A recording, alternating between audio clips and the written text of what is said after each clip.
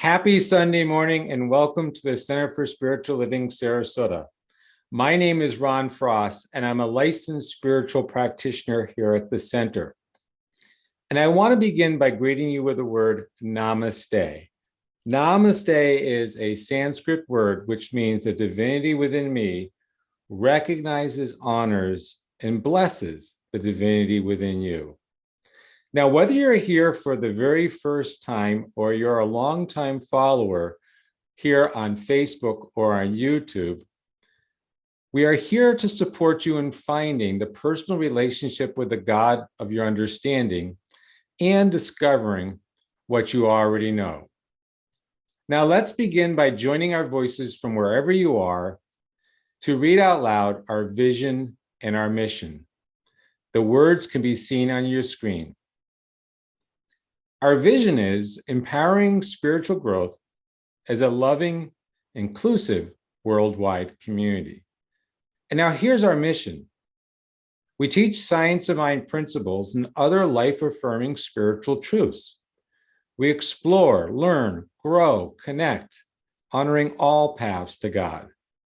We offer in-person and online weekly services, classes, workshops, affirmative prayer support, and other spiritual tools. We create opportunities for joyful social connection, community outreach, and service. And we celebrate the awakening of our innate spiritual magnificence. And now I ask that you join me in pausing and taking a few moments to go within.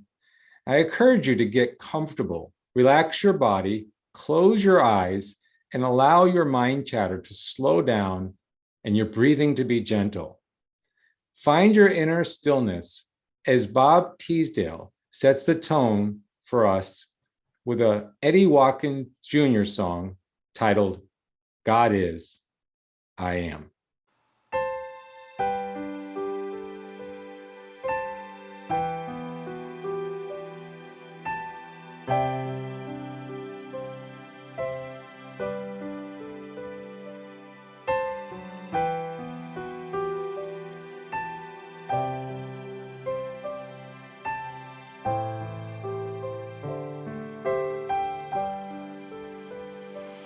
God is, I am, right here, right now, right here, right now.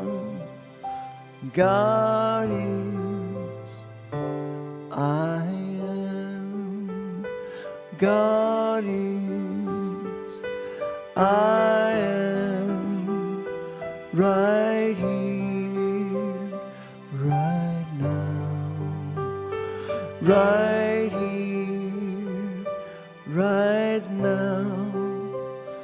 God is, I am. God is, I am, right here, right now, right here,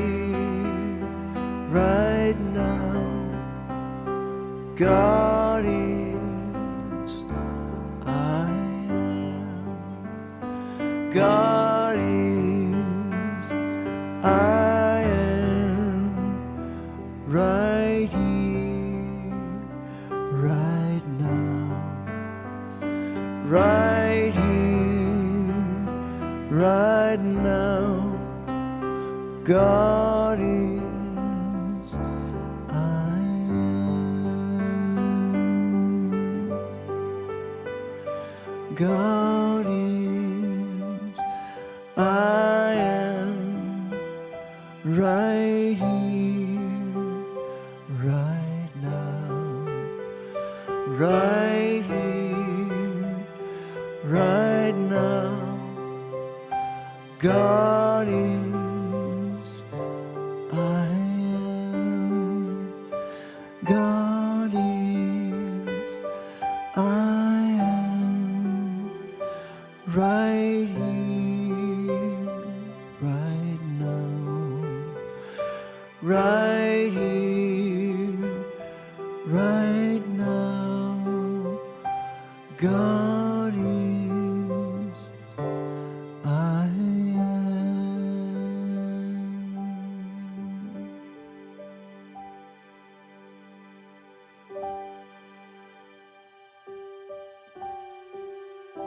Taking in the words of this song, God is, I am. For I know that God is the infinite one thing back behind all life, back behind all creation, both seen and unseen. God is that which is whole, perfect, complete. God is abundant. God is love. God is compassion for that which we do not understand. God is joy. God is completeness. God is purpose. God is support unto itself. And God is love. So as God is, I am. And therefore I know all the qualities that are possessed within the one thing, the infinite creator, that which we call God, lies within me. As God is, I walk, exist, and breathe in the oneness of all love, all infinite possibilities, all expressions of compassion, fulfillment, of joy. And I know that deep down inside, regardless of what might be going on in my life or in a greater world, that God has got this. The infinite, the creation, the love. God is, I am. And with the sense of fulfillment, of joy, and of gratitude, I surrender these words unto God, unto that which only loves. God is, I am. And so it is.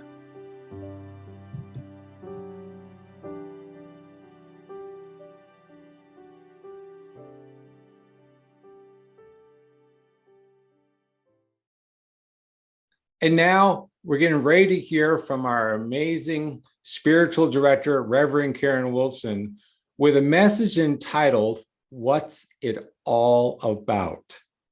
And this is actually part one, so there's going to be another part to this.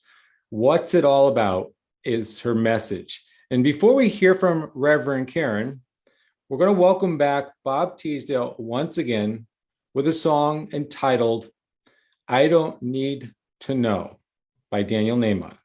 Here's Bob.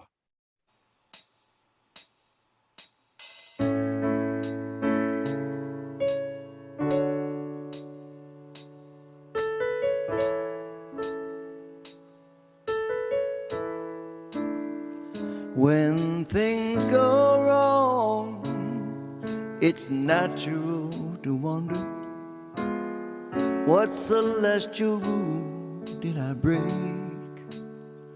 When things go right, it's logical to ponder,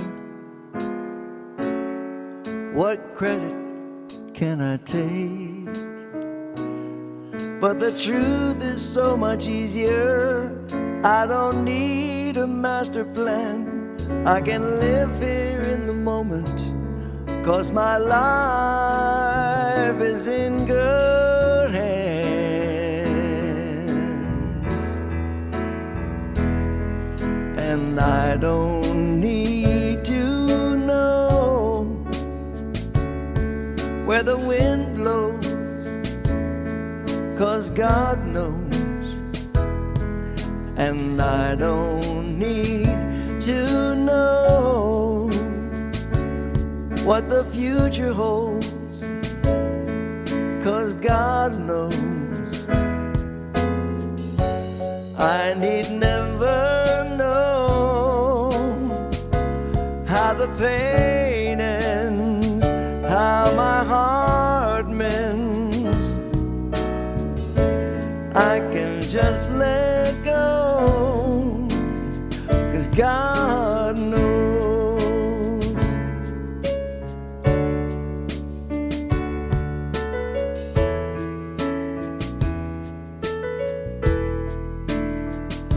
But still I find I'm crying out for answers.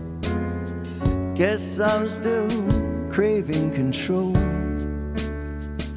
and still I find I'm afraid of taking chances, as if I could damage my soul. But at this moment I remember, it comes so clear to me, that the minute I surrender, I'm as safe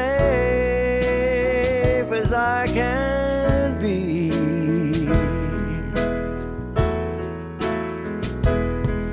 And I don't need to know where the time goes, 'cause God knows.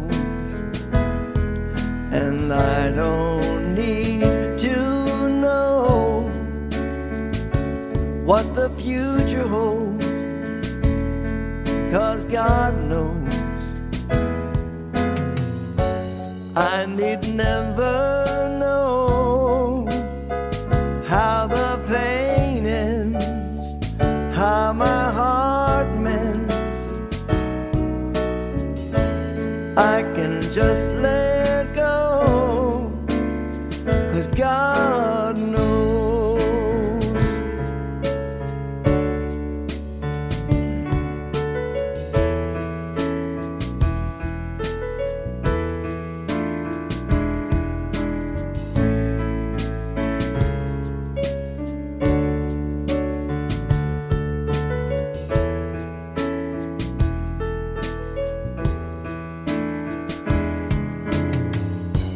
I need never know how the pain ends, how my heart mends.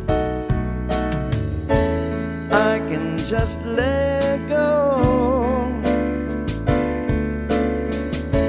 I can just let go,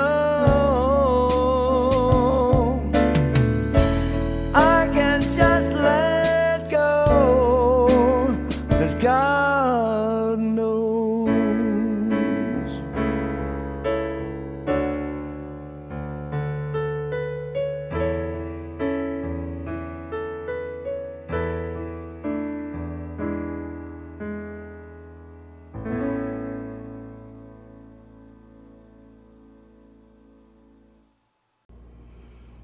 Oh, how we want to know.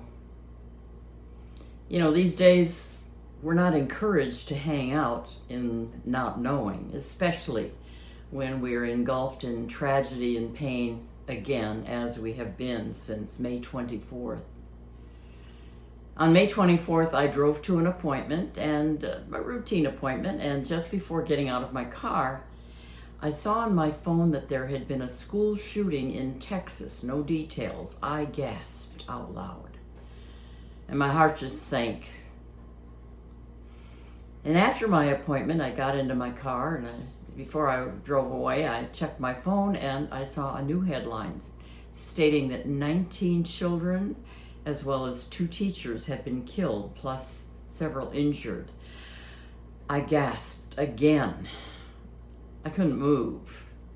I sat in my car and I wept, as I have done so many times since, as the details keep unfolding. In the days following, I've heard and seen countless comments in the media and on social media, a deafening barrage of agonizing grief, passionate anger, mixed with aching despair and overwhelm. And then that's followed by desperate pleas for accountability, for action, for prevention, for change. Hate to say it, but it seems like it's not new. And this is an understatement, but I really don't have the words. I felt hopeless, I felt helpless, wanting to do something, trying to figure it out in my mind, to wrap my head around all of it. My head was spinning and my heart was aching. And I know I'm not the only one. You, I'm sure, were profoundly impacted too. And then this on top of the agony of the war in Ukraine, the unspeakable mass violence and human suffering, plus the vestiges of our 2+ years weathering the COVID pandemic. Everywhere, sheer exhaustion, mentally, physically, and yes, even spiritually. Where to turn? Where can we turn? Where was I to turn? Something in me wanted to just go home. It's a metaphor, but just to be in a safe place, protected from all the craziness, all the pain. But where was home? Gradually I realized what I knew deep inside, that there was only one place to turn, to rest. Home, in a way, to seek guidance. It was to God, to my higher power, to that infinite source of indescribable and unexplainable peace, wisdom, strength, and love. To that dimension beyond arguments, opinions, righteous pontificating, and positions. I thought of that very familiar statement by Rumi, the Sufi poet, who said, out beyond right doing and wrong doing, there is a field. I'll meet you there. I will meet you in that field. Well, in the context of these days, that field out beyond who's right and who's wrong is a dimension of thought where there are more questions than answers. As the song you just heard said, I don't need to know, because God knows. I need never know how pain ends, how my heart mends. I can just let go, because God knows, in a way, in that field. The song goes on to say, the minute I surrender my need to know the answers to the unanswerable, the minute I surrender, I'm as safe as I can be. Now that may sound crazy, like head in the sand, pie in the sky, but it's quite the contrary. I still feel the agony and pain of what happened, but as I gradually let go of struggling and begin to calm down and trust that there is a vast, infinite wisdom supporting me and available to all of us, I find I'm actually open to guidance, and especially guidance around what might be mine to do, what actions are mine to take. And in that space, I also can simply be a presence of love and peace for those around me. You know, it's an energy, a vibration that we all emit all the time. It's all one energy, and it ripples out from each of us. So maybe I can just be that presence, and you too.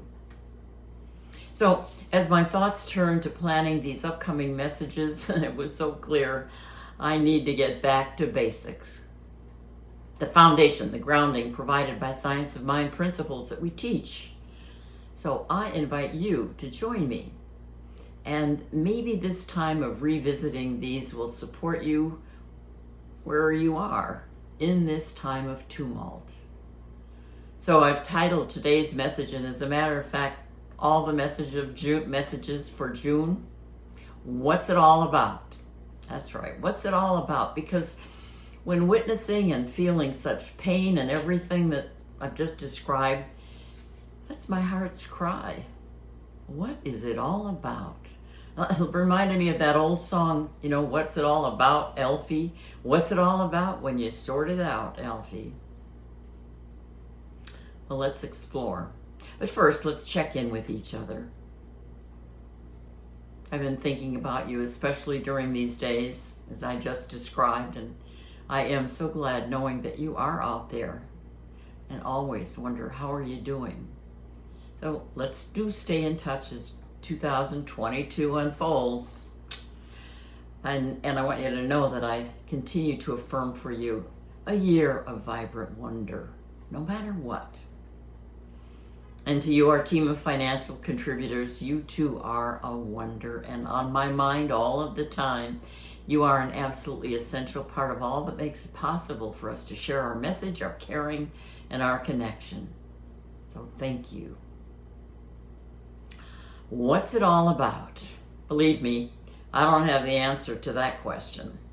But I invite you to consider that as we revisit some basic spiritual principles this month, you will find that rather than your questions leaving you feeling bereft and alone in the universe, you'll discover that your questions serve you by awakening you to an expanded perspective, an expanded life experience, where you are in relationship with something greater, an energy that you can use and that supports your aliveness through all the ups and downs of your life's experiences, that enables you to have a higher view, to see promise and possibility despite and beyond agonizing and seemingly hopeless appearances.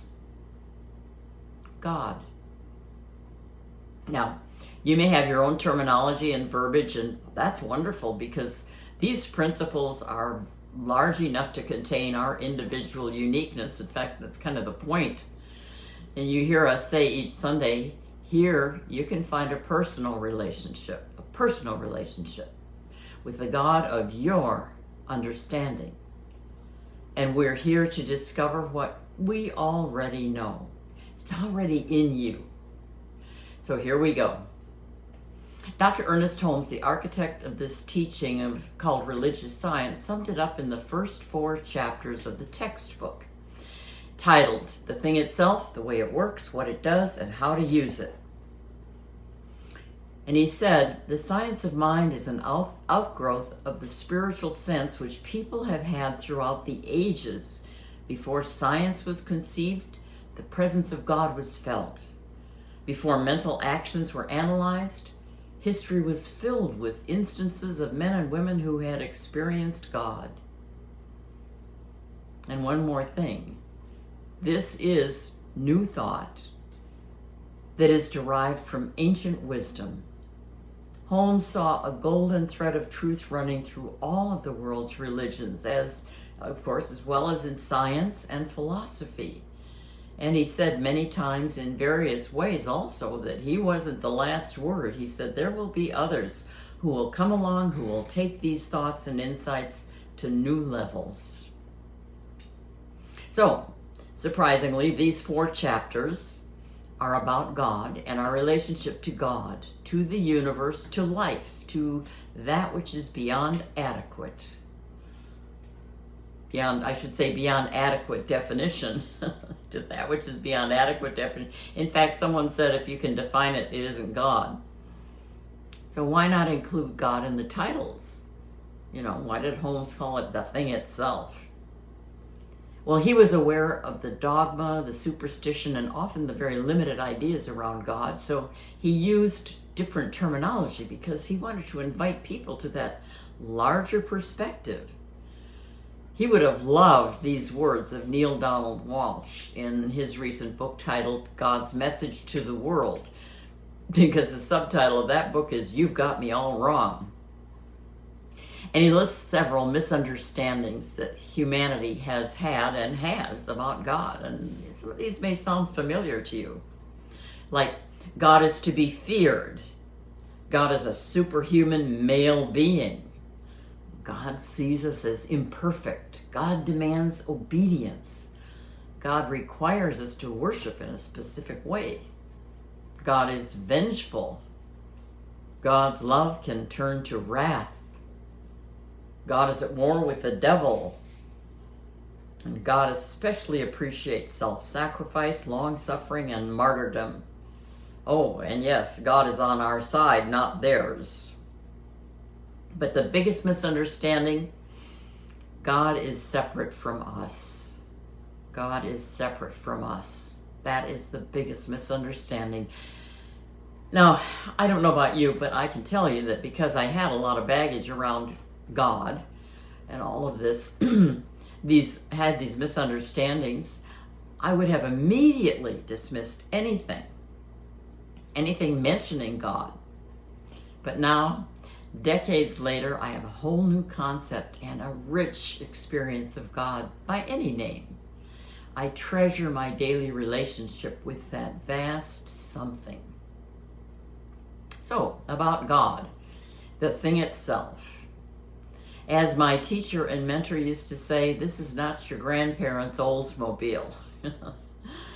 In other words, the old ideas of God. God doesn't care what name you use. I didn't use the word God for many years, although I hungered for spirituality in my life and even was finding it.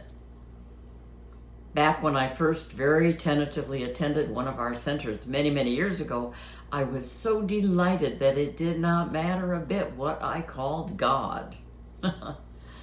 You could say it's like the sun. The sun keeps on shining, regardless of what we call it. Our experience of this infinite presence of God, whatever we call it, is so personal and unique to each of us. In the words of the mystic Meister Eckhart, the eye with which I see God is the eye with which God sees me. I have always loved that. And Thomas Troward, an early New Thought teacher, said this. He said, this universal intelligence, that was one name he used for it, this universal intelligence is totally receptive to whatever name or concept of itself each of us impresses upon it, and it responds accordingly. There's a beautiful song by Daniel Nahmod that says it so beautifully. Call it God, call it Spirit, call it Jesus, call it Lord, call it Buddha, Baha'u'llah, angel wings, or heaven's door. It's Mohammed, it's your mind, it's your soul, or what's your sign? It's the universe, it's music, Mother Earth, or Father Time. But whatever name you give it, it's all one power. Can't you see? It's the power of the love in you and me. And the song is titled One Power, just one. Holmes used the word God, but also he very often spoke and wrote about God as a something or as a power. He said, there is a power, I'm going to say a something, flowing through me into everything I do and think, automatically making everything whole. So I spontaneously accept the operation of this power as the divine provider of all my needs and the divine presence diffused through all my thinking. Now for me, the more I study and reflect on this, the more I realize there is to know and experience. And I wonder, as author Ken Wilber wrote, in an attempt to discover the radiant spirit at work, where is God? There might be an answer to this after all, for wonder continues to bubble up, and we all know how to wonder, which speaks in the tongues of that God within and inexplicably points home. As I mentioned earlier, home. And sometimes it may feel that way to you because it can feel many ways. It isn't always lightning bolts and burning bushes, you know. But that God presence can just feel like home. But because it feels like that, we may discount it. It may be just too familiar, too easy. Oh, home. But as Carl Jung, the psychologist, wrote, called or not called, God is present. Now we'll talk more about that and our personal relationship with it in the next 3 weeks. A little bit more about the thing itself. Gandhi said, there is an indefinable, mysterious power that pervades everything. I feel it, though I do not see it. It is this unseen power which makes itself felt and yet defies all proof because it is so unlike all that I perceive through my senses. There it is again for me. The more I know, the more I realize there is to know that I don't yet know, that I don't know, I don't know. And yet in my personal experience, I know that I know that I know that I know my personal experience of God every day. Bishop John Shelby Spong wrote this. He said, every human attempt to define God is really an attempt to define the human experience of the divine. He said, we can only tell another of what we believe our experience of God has been. And when we try to talk of God, I'm only talking of my God experience. And that is not what God is. That is only what I believe my experience of God to be. So I test my experience daily, and the result of that is every day I believe in God more deeply, while at the same time every day I seem to have fewer and fewer beliefs about God. And I can say amen to that. I can relate, Bishop Spong. And he went on to say, human beings seem almost incapable of embracing mystery, especially the ultimate mystery.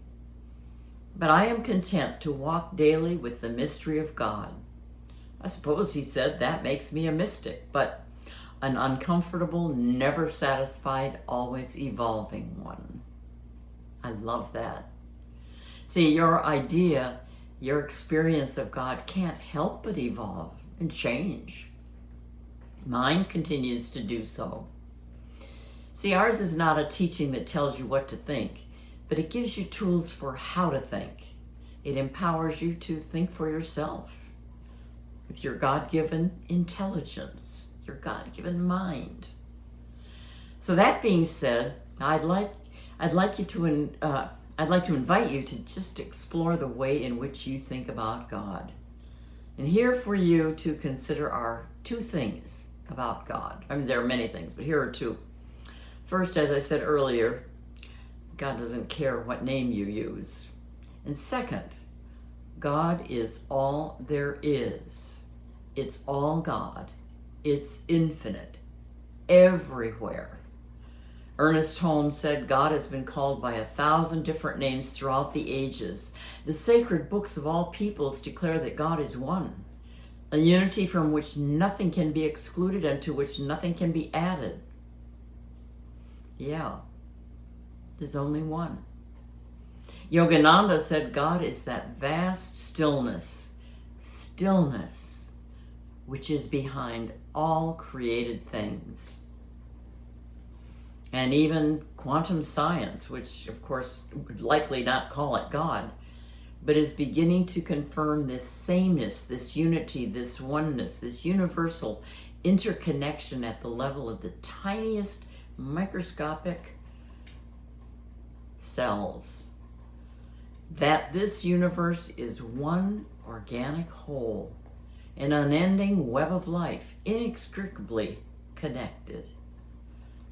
As Deepak Chopra said, the universe is composed of one underlying unmanifest field of intelligence that manifests as the infinite diversity of the universe. Everywhere, infinite. And once again, back to Troward. He said, because it is infinite, it is as limitless as space itself, and the idea of any portion of space where it is not is inconceivable. So because it is infinite, it is one, the one power. Wherever it is at all, the whole of it must be present at every point in space at the very same moment. It's an energy, an essence, infinite, everywhere. I know. Wrap your mind around that.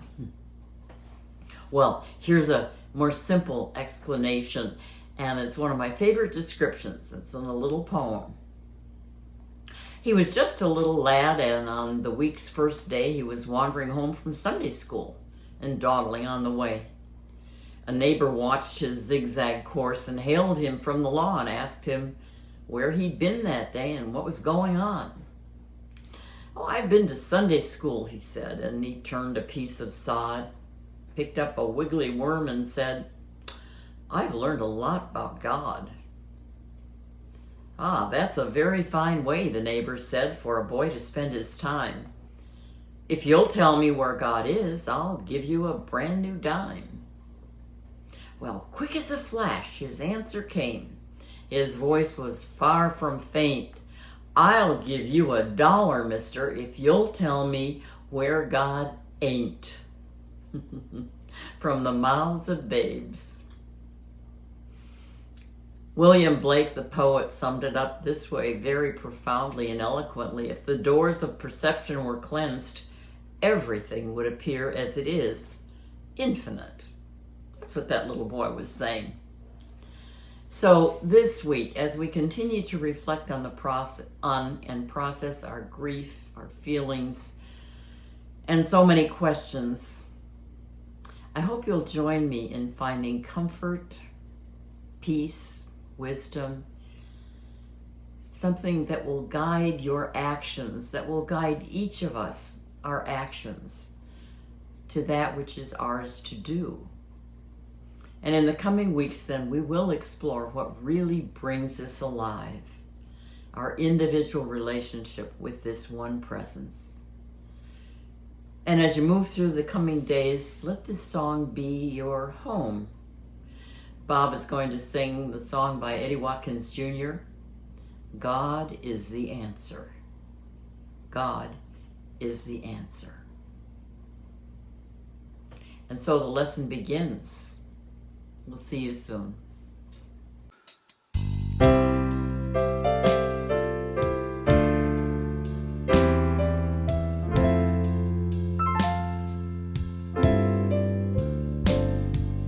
Here we all are, gathered together in this place.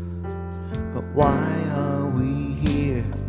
What is our purpose? Spirit reveal. How do we know what's true and what's real? We may not know where life's road will lead, but it doesn't matter long as we believe that God is the answer. God is the answer. God is the answer to whatever the question may be. What's going on in this world today? Where do we fit? What can we do to make a difference? What can we say? Where do we go? This way or that way? If we all pray and truly believe, love one another and let the world see that God is the answer. God is the answer. God is the answer question maybe.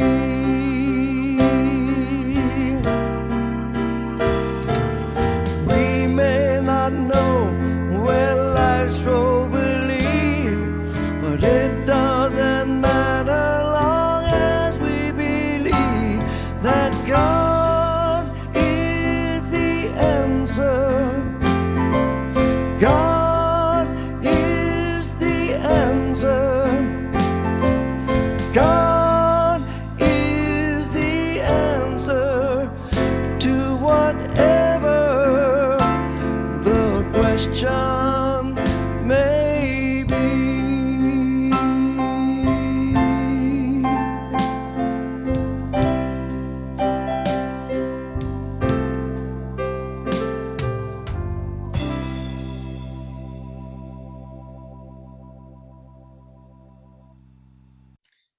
Thank you, Reverend Karen, for enlightening us with that amazing message, What's It All About? And Bob, for bringing it home with God is the Answer by Eddie Watkins Jr. Great song. Now, here at the Center for Spiritual Living Sarasota, we want you to know that we are available to support you in knowing the power and the presence of your spiritual essence. We offer support through prayer, inspiration, encouragement, and opportunities for virtual community and connection.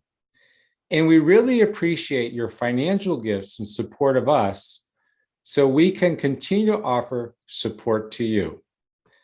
There are 3 simple ways to share your gift.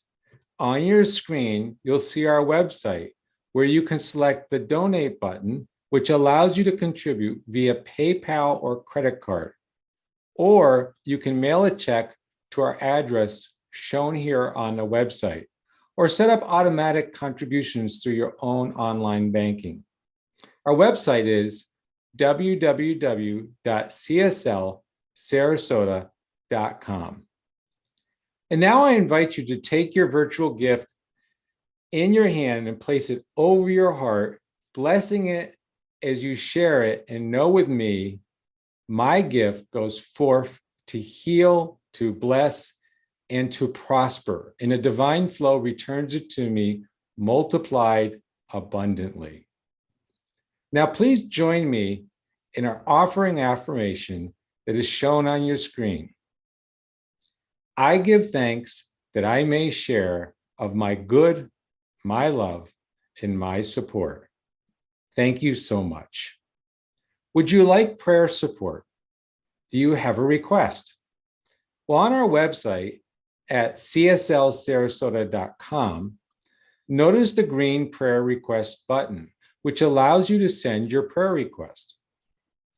Our 5 licensed practitioners, Kathleen Frankert, Jim Grove, Sean Scanlon, Nicole Leeds, and myself stand by ready to know and affirm spiritual truth with and for you, no matter the situation.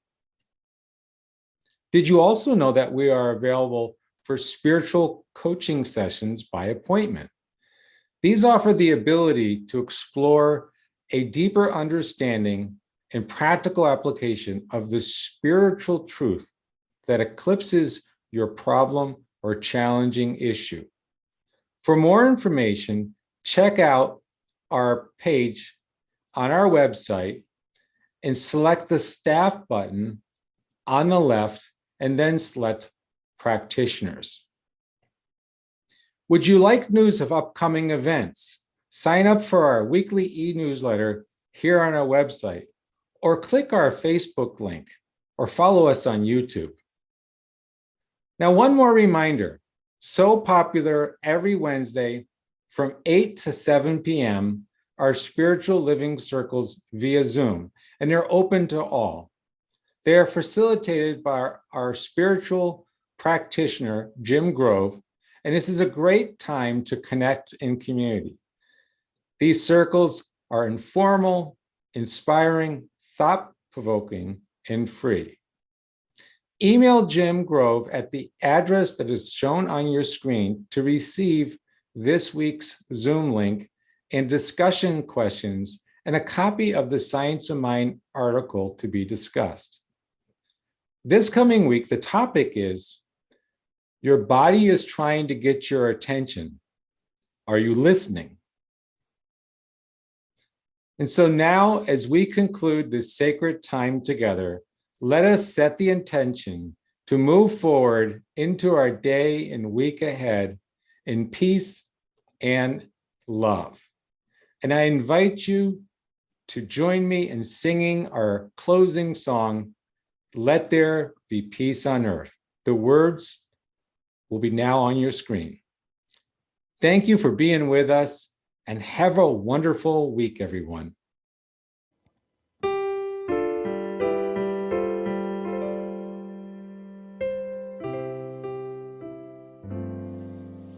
Let there be peace on earth, and let it begin with me. Let there be peace on earth, the peace that was meant to be with God our Creator. We are family. Let us walk with each other in perfect harmony. Let peace begin with me. Let this be the moment now.